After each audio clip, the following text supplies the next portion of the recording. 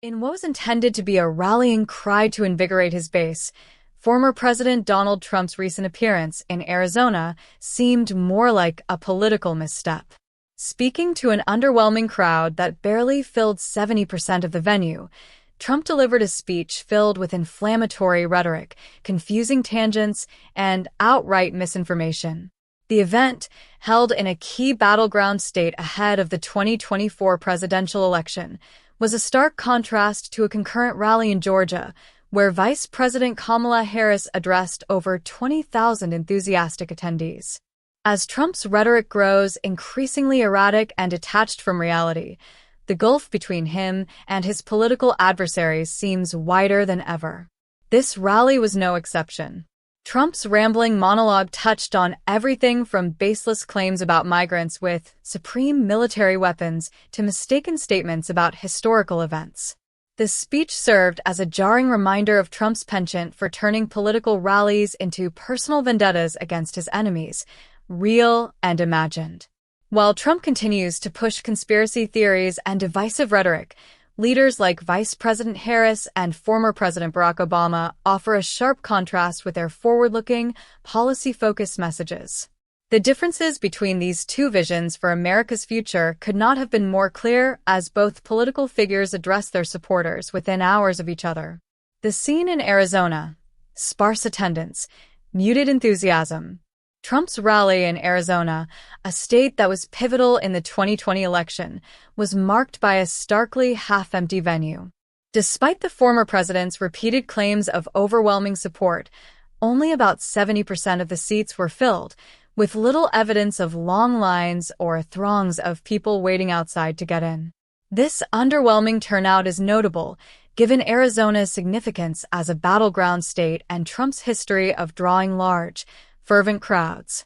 This lack of enthusiasm was only compounded by the visible contrast between Trump's event and Kamala Harris's rally in DeKalb County, Georgia. Harris, accompanied by former President Barack Obama, spoke to a crowd of over 20,000 energized supporters. The difference in the size and enthusiasm of the crowds was striking and serves as a potential barometer of where the 2024 race may be heading. Trump's rhetoric: rambling, inflammatory, and incoherent. The content of Trump's speech was, in many ways, typical of his post-presidency addresses. Yet, it also marked a new low in coherence and accuracy. One of the most bizarre moments came when Trump claimed that migrants crossing into the United States were carrying supreme military weapons and had taken over parts of New York City's Times Square. This statement, like many others in his speech, was not based in reality. He also took the opportunity to attack Vice President Kamala Harris, repeatedly mispronouncing her name and referring to her as Kamala and Kamala Harsh. These moments of name-calling and petty insults have become a hallmark of Trump's speeches, where substantive policy discussion is often replaced by personal grievances. Another striking moment came when Trump attempted to reference Russia's invasion of Ukraine, but instead said that Vladimir Putin had invaded Afghanistan. The gaffe went unnoticed by Trump himself, but it was picked up and widely mocked by political commentators and observers online. "Get off the couch, Jimmy," Trump's confusing motivational call. At one point in his speech, Trump launched into a strange diatribe aimed at someone he referred to as Jimmy, urging him to get off his couch. "Get your fat ass out of the couch," Trump said, before quickly adding that he would refrain from using foul language. The context of this outburst was unclear, and it left many in the audience confused. It seemed to be part of a broader, rambling point about Americans needing to take action, but the delivery left much to be desired. This moment encapsulated much of the rally: disjointed, erratic, and more about Trump's personal frustrations than any clear political message.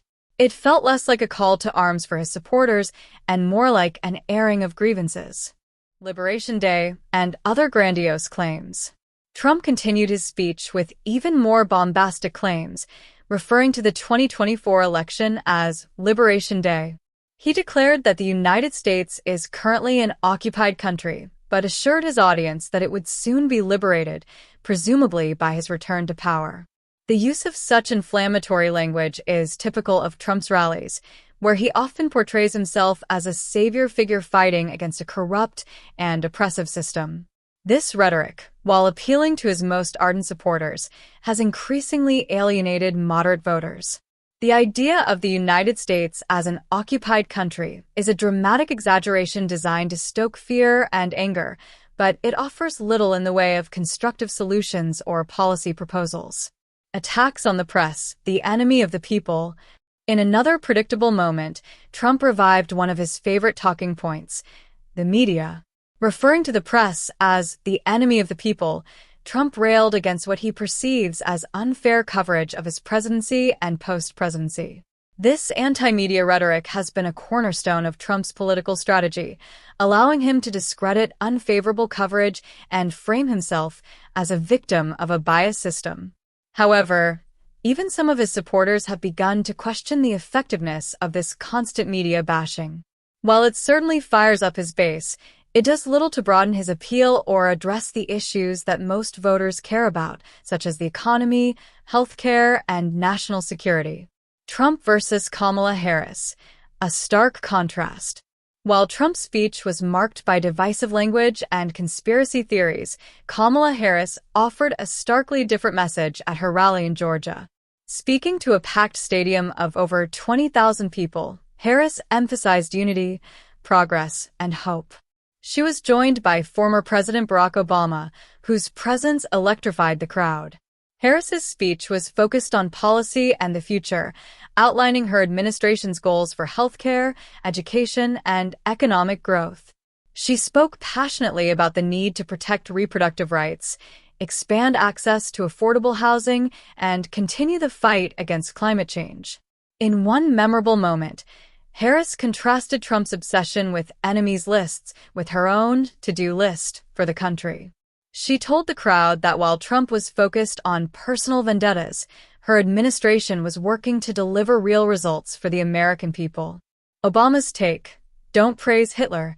Former President Barack Obama, who remains one of the most popular figures in the Democratic Party, took the stage to deliver a scathing critique of Trump's leadership. He pointed to recent reports that Trump had expressed admiration for Adolf Hitler and wished that his generals would be more like Hitler's. Obama made it clear that such statements are unacceptable in American politics, quipping, "In politics, a good rule of thumb is don't say you want to do anything like Hitler." Obama's remarks were met with thunderous applause, and he used the moment to remind voters of the stark choices they face in the upcoming election. His message was clear. The future of American democracy is at stake, and voters must choose between Trump's divisive, authoritarian rhetoric and the Democrats' vision of progress and inclusion. Fact-checking Trump, Putin and Afghanistan, San Francisco, and more. Throughout his speech, Trump made several factual errors that were quickly picked up by fact-checkers.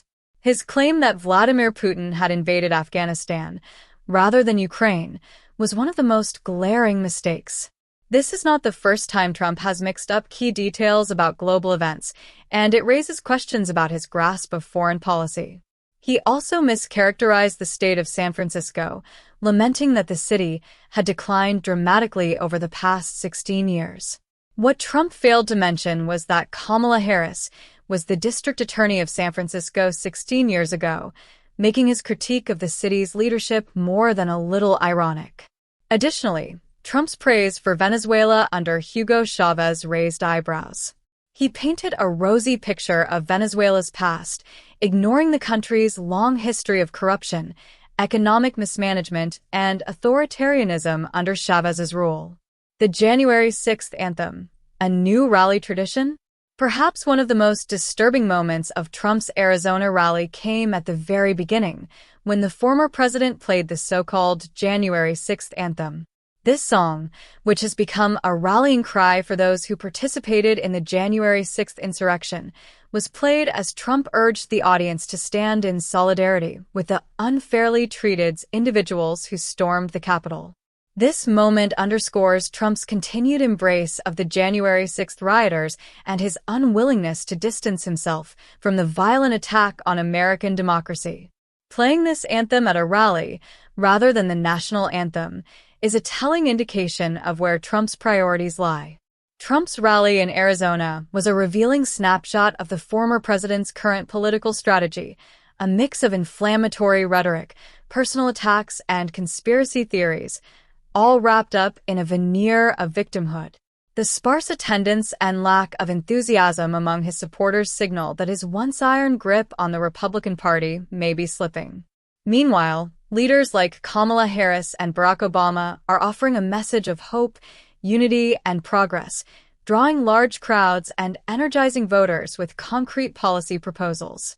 The contrast between these two visions for America's future could not be more stark. As the 2024 election approaches, the American people will be faced with a clear choice: continue down the path of division and fear, or embrace a future of inclusion, progress, and unity. The stakes could not be higher.